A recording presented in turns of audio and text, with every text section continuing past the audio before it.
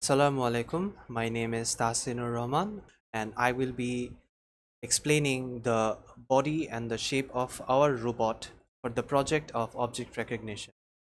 So, I have taken on creating the robot and the world creation of our project. So, in this project, we have used different shapes and given it different advised and values for creating this robot.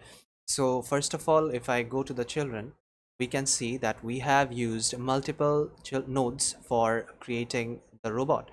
So first of all, if I could explain the body, we have given it appearance, the geometry, and we also it is also necessary that we give it geometry and the advised shape, and the geometry should be box so that it gains the shape of a box.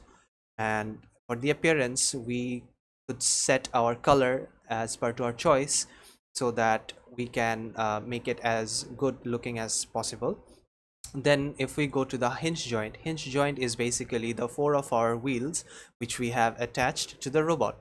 So when we add a hinge joint, we need another shape in order to give this robot's wheel a shape, and in this shape we have given it a cylinder geometry and a normal appearance.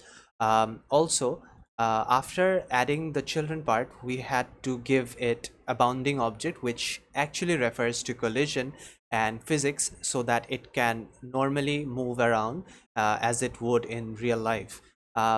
Then after finishing the endpoint solid, we had to uh, include the joint parameters, and we had to explicitly say where our anchor would be, and in according to that, the wheels go where it should be, and it rotates just on the axis on the anchor that we have just mentioned. We have a device which is rotational motor. This rotational motor basically gives this capability to rotate, and uh, this same application integrates the rest of the hinge joints. Then we have two distance sensors which basically shows us how it is interacting to the real world. So if we play and then see, it is actually detecting and then rotating in accordance to the sensors. It detects the objects. After that, we have a camera which shows us how it is interacting with the real world and how it is seeing and perceiving the real world.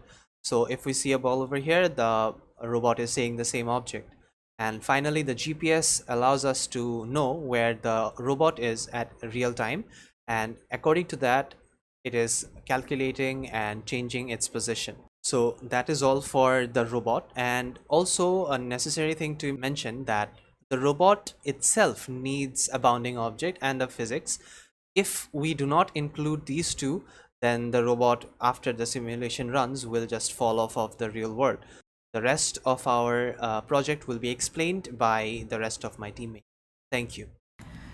Assalamu alaikum. I'm Rima Sharkar and I'm going to explain the controller code part of our project. First of all, we have made the anchor values equal to the translation values of the wheels in the robot's children section.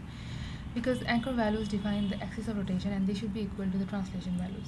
We have also renamed the 4 hinge joints into wheel 1, wheel 2, wheel 3 and wheel 4, and 2 distance sensors into DS left and DS right. In the input language section, we have chosen C++ for our controller program. The reason we use C++ is because Windows version of WEBOTS comes with a pre-installed C++ compiler. After that, we have copied the necessary controller codes that are already given on the WEBOTS website and pasted it in the text editor. We implemented some libraries, including the distance sensors, robots, and motor library. We created a pointer for robot and named our 2 distance sensors as DS left and DS right. We also took a pointer from motor library and said that we have 4 wheels and named them according to the robot hinge section.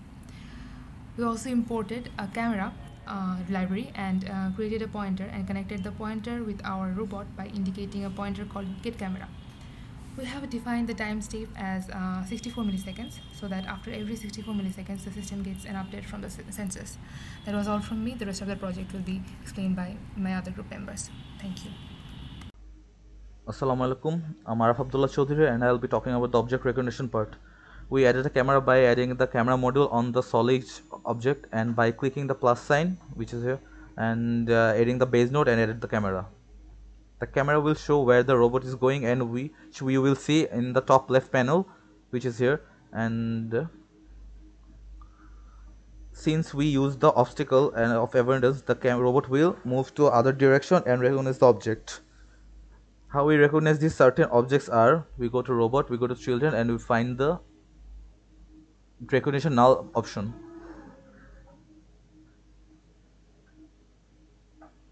and it would be null, but we added the recognition which middle, so this is recognition option. And here the max range means it will detect within the 0 to 100, and the max object minus 1 mean it can detect infinite number of objects.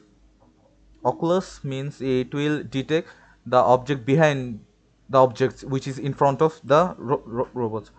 When we turn on the recognition, it should see the object but could not detect the objects because we didn't give him is the frame and the color. So how we solve the problem is by we go we went to all the objects, all objects, and added recognition here. It was null, but we added recognition color here, so the robot detects the object's color here.